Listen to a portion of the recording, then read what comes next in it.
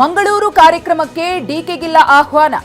ಪಕ್ಷಾತೀತವಾಗಿ ನಡೀತಾ ಇರುವಂತಹ ಕಾರ್ಯಕ್ರಮ ನಾರಾಯಣಗುರು ಗಾಂಧಿ ಸಂವಾದ ಶತಮಾನೋತ್ಸವ ಕಾರ್ಯಕ್ರಮ. ಬಿಜೆಪಿ ಶಾಸಕರಾದ ಸುನಿಲ್ ಕುಮಾರ್, ಸಂಸದ ಕೋಟಾ ಶ್ರೀನಿವಾಸ ಪೂಜಾರಿಯವರಿಗೂ ಕೂಡ ಆಹ್ವಾನ ಇದೆ.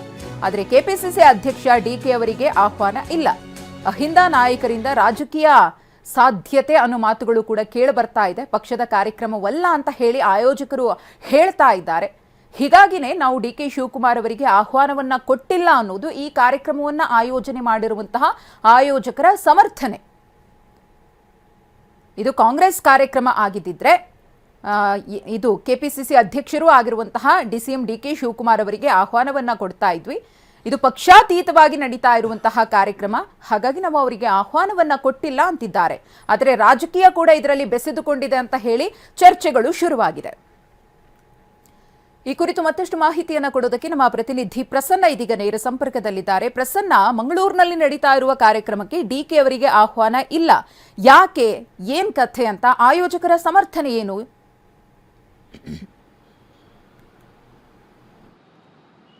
ಮಧುಶ್ರೀ, ಮಂಗಳೂರಿನಲ್ಲಿ ಇವತ್ತು ಗಾಂಧಿ ಗುರು ಸಂವಾದ ಶತಮಾನೋತ್ಸವ ಕಾರ್ಯಕ್ರಮ ನಡೀತಾ ಇದೆ. ಮೇಲ್ನೋಟಕ್ಕೆ ಇದು ಗಾಂಧಿ ಗುರು ಸಂವಾದ ಕಾರ್ಯಕ್ರಮ ಅಂತ ಅನ್ಸಿದ್ರು ಕೂಡ ಕಾಂಗ್ರೆಸ್ನ ನಾಯಕರೇ ಬಹುತೇಕ ಇಲ್ಲಿ ಭಾಗಿಯಾಗ್ತಾ ಇರುವಂಥದ್ದು. ಕಾರ್ಯಕ್ರಮದ ಆಯೋಜನೆಯ ರೂಪುರೇಷೆಯನ್ನು ಸಿದ್ಧಪಡಿಸಿರುವಂಥದ್ದು ಕಾಂಗ್ರೆಸ್ನ ನಾಯಕರೇ ಮತ್ತು ಮೂಲತಃ ಎಲ್ಲ ಆಯೋಜಕರು ಕೂಡ ಬಹುತೇಕ ಕಾಂಗ್ರೆಸ್ನ ನಾಯಕರೇ ಇಲ್ಲಿ ಸೇರಿದ್ದಾರೆ. ಆದರೆ ಡಿ ಕೆ ಶಿವಕುಮಾರ್ ಅವರಿಗೆ ಈ ಕಾರ್ಯಕ್ರಮಕ್ಕೆ ಆಹ್ವಾನ ಇಲ್ಲ ಅನ್ನುವಂಥದ್ದು ಬಹಳ ಗಮನ ಸೆಳೀತಾ ಇದೆ. ರಾಜಕೀಯ ಕಾರಣಕ್ಕೋಸ್ಕರವೇ ಡಿ ಕೆ ಶಿವಕುಮಾರ್ ಅವರಿಗೆ ಈ ಒಂದು ಕಾರ್ಯಕ್ರಮಕ್ಕೆ ಆಹ್ವಾನವನ್ನ ಕೊಟ್ಟಿಲ್ಲ ಅನ್ನುವಂತಹ ಮಾತುಗಳು ಕೂಡ ಬಹಳ ಕೇಳಿ ಬರ್ತಾ ಇದ್ದಾವೆ. ಬಿಜೆಪಿಯ ನಾಯಕರಾದಂತಹ ಸುನಿಲ್ ಕುಮಾರ್ ಮತ್ತು ಕೋಟಾ ಶ್ರೀನಿವಾಸ ಪೂಜಾರಿ ಅವರಿಗೂ ಕೂಡ ಆಹ್ವಾನವನ್ನ ನೀಡಲಾಗಿದೆ. ಅಂದ್ರೆ ಪರೋಕ್ಷವಾಗಿ ಇದೊಂದು ಪಕ್ಷಾತೀತ ಕಾರ್ಯಕ್ರಮ ಅನ್ನುವಂಥದ್ದು ಅತ್ಯಂತ ಸ್ಪಷ್ಟ. ಆದರೆ ಸ್ವತಃ ಕಾಂಗ್ರೆಸ್ನ ಅಧ್ಯಕ್ಷರಾಗಿರುವಂತಹ ಡಿ ಕೆ ಶಿವಕುಮಾರ್ ಅವರಿಗೆ ಕಾರ್ಯಕ್ರಮಕ್ಕೆ ಆಹ್ವಾನವನ್ನ ಕೊಡದೇ ಇರೋ ಮೂಲಕ ಇಲ್ಲೊಂದು ಕಡೆ ಕಾಂಗ್ರೆಸ್ ಬೇರೆ ಇದೇ ರೀತಿಯ ಆಲೋಚನೆಯನ್ನ ಮಾಡ್ತಿದೆ ಅನ್ನುವಂಥದ್ದು ಅತ್ಯಂತ ಸ್ಪಷ್ಟವಾಗುತ್ತೆ. ಮತ್ತು ಗಾಂಧಿ ಮತ್ತು ಗುರು ಸಂವಾದ ಶತಮಾನೋತ್ಸವ ಕಾರ್ಯಕ್ರಮ ಅಹಿಂದ ವರ್ಗದ ಶಕ್ತಿ ಪ್ರದರ್ಶನದ ರೀತಿಯಲ್ಲಿ ಬಿಂಬಿತವಾಗ್ತಾ ಇದೆ. ಕೆ.ಸಿ. ವೇಣುಗೋಪಾಲ್ ಅವರು ಜನರಲ್ ಸೆಕ್ರೆಟರಿ, ಎಐಸಿಸಿಯ ನಾಯಕರು, ಅವರು ಈಗಾಗಲೇ ಮಂಗಳೂರಿಗೆ ತಲುಪಿದ್ದಾರೆ. ಅವರ ಉಪಸ್ಥಿತಿಯಲ್ಲಿ ಕಾರ್ಯಕ್ರಮ ನಡೀತಾ ಇರುವಂತಹ ಈ ಸಂದರ್ಭದಲ್ಲಿ ಬಹುತೇಕ ಸಿದ್ದರಾಮಯ್ಯನವರ ಬೆಂಬಲಿತ ಸಚಿವರು, ಶಾಸಕರು ಎಲ್ಲರೂ ಕೂಡ ಇವತ್ತಿನ ಕಾರ್ಯಕ್ರಮದಲ್ಲಿ ಭಾಗಿಯಾಗ್ತಾ ಇದ್ದಾರೆ. ಕೆ.ಸಿ. ವೇಣುಗೋಪಾಲ್ ಅವರ ಮುಂದೆ ಅಹಿಂದ ವರ್ಗದ ನಾಯಕರ ಪರೋಕ್ಷ ಶಕ್ತಿ ಪ್ರದರ್ಶನ ಕೂಡ ಈ ಕಾರ್ಯಕ್ರಮದ ಮೂಲಕ ಆಗ್ತಾ ಇದೆ. ಇಂಥ ಸಂದರ್ಭದಲ್ಲಿ ಡಿ ಕೆ ಶಿವಕುಮಾರ್ ಅವರನ್ನ ಹೊರಗಿಟ್ಟಿರುವಂಥದ್ದು, ಡಿ ಕೆ ಶಿವಕುಮಾರ್ ಅವರಿಗೆ ಯಾವುದೇ ರೀತಿಯ ಆಹ್ವಾನವನ್ನ ಕೊಡದೇ ಇರುವಂಥದ್ದು ಬಹಳ ಗಮನ ಸೆಳೆಬೇಕಂತ ವಿಚಾರ. ಅಹಿಂದ ವರ್ಗದ ನಾಯಕರು ಈ ಮೂಲಕ ಒಂದು ಸಂದೇಶವನ್ನ ಸಾರೋದಕ್ಕೆ ಹೊರಟಿರುವಂಥದ್ದು. ಹೈಕಮಾಂಡ್ ಸಿದ್ದರಾಮಯ್ಯನವರನ್ನ ಮುಂದುವರಿಸಬೇಕು ಅನ್ನುವಂತಹ ಆಗ್ರಹವನ್ನ, ಆ ರೀತಿಯ ಪರೋಕ್ಷ ಒತ್ತಡವನ್ನ ಹೈಕಮಾಂಡ್ನ ನಾಯಕರ ಮೇಲೆ ಹಾಕ್ತಿದ್ದಾರೆ ಎನ್ನುವಂಥದ್ದು ಅತ್ಯಂತ ಸ್ಪಷ್ಟ. ಮತ್ತು ಅಹಿಂದ ವರ್ಗವನ್ನ ಮಾತ್ರ ನಂಬಿಕೊಂಡು ಕಾಂಗ್ರೆಸ್ ಹೋದ್ರೆ ಮುಂದೆ ಭವಿಷ್ಯ ಇದೆ, ಇಲ್ಲದೆ ಹೋದ್ರೆ ಅಥವಾ ಬೇರೆ ಸಮುದಾಯದ ನಾಯಕರಿಗೆ ಅವಕಾಶವನ್ನ ಮಾಡಿಕೊಟ್ಟಿದ್ದೆ ಆದ್ರೆ ಬಹುತೇಕ ಕಾಂಗ್ರೆಸ್ಗೆ ಡ್ಯಾಮೇಜ್ ಆಗ್ಬಹುದು ಅನ್ನುವಂತಹ ಪರೋಕ್ಷ ಸಂದೇಶ ಕೂಡ ಇವತ್ತಿನ ಕಾರ್ಯಕ್ರಮದಲ್ಲಿ ಅಡಗಿದೆ.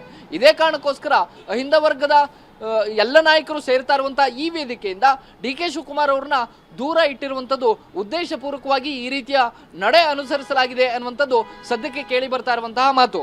ಮತ್ತು ಕೆ.ಸಿ. ವೇಣುಗೋಪಾಲ್ ಅವರ ಜೊತೆಗೆ ಸಿದ್ದರಾಮಯ್ಯನವರು, ಜಮೀರ್ ಅಹಮದ್, ಸತೀಶ್ ಜಾರಕಿಹೊಳಿ, ಬಿ.ಕೆ. ಹರಿಪ್ರಸಾದ್ ಹಾಗೂ ಡಾಕ್ಟರ್ ಜಿ ಪರಮೇಶ್ವರ್ ಅವರು ಒಂದು ರಾಜಕೀಯ ಚರ್ಚೆಗಳನ್ನು ನಡೆಸುವಂತಹದ್ರ ಬಗ್ಗೆ ಸಾಧ್ಯತೆಗಳಿದ್ದಾವೆ.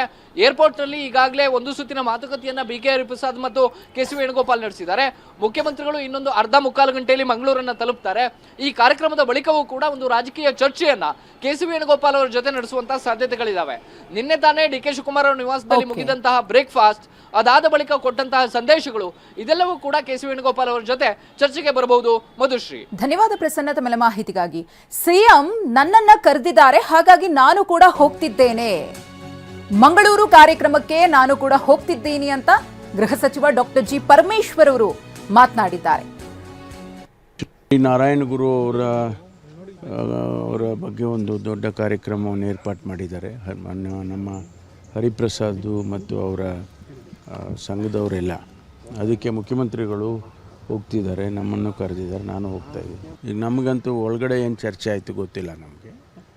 ನಮಗೆ ಹೊರಗಡೆ ನಾವು ಅಂದ್ಕೊಂಡಿರೋದು ಎಲ್ಲ ತಿಳಿ ಆಯಿತು ಅಂತೇಳಿ ಅಂದ್ಕೊಂಡಿದ್ದೇವೆ. ಹೊರಗಡೆ ಯಾವುದೇ ನಮ್ಮಲ್ಲಿ ಸಮಸ್ಯೆ ಇಲ್ಲ. ಆದರೆ ಸುಮ್ಮನೆ ಅನವಶ್ಯಕವಾಗಿ ಇದನ್ನು ಗೊಂದಲ ಸೃಷ್ಟಿ ಮಾಡಿ, ಹಾಗಾಗಿ ಸ್ವಲ್ಪ ಇದೆಲ್ಲ ತಿಳಿಯಾಗಿದೆ ಅಂತೇಳಿ ಅಂದ್ಕೊಳ್ತೀನಿ. ಈಗ ನಮಗಂತೂ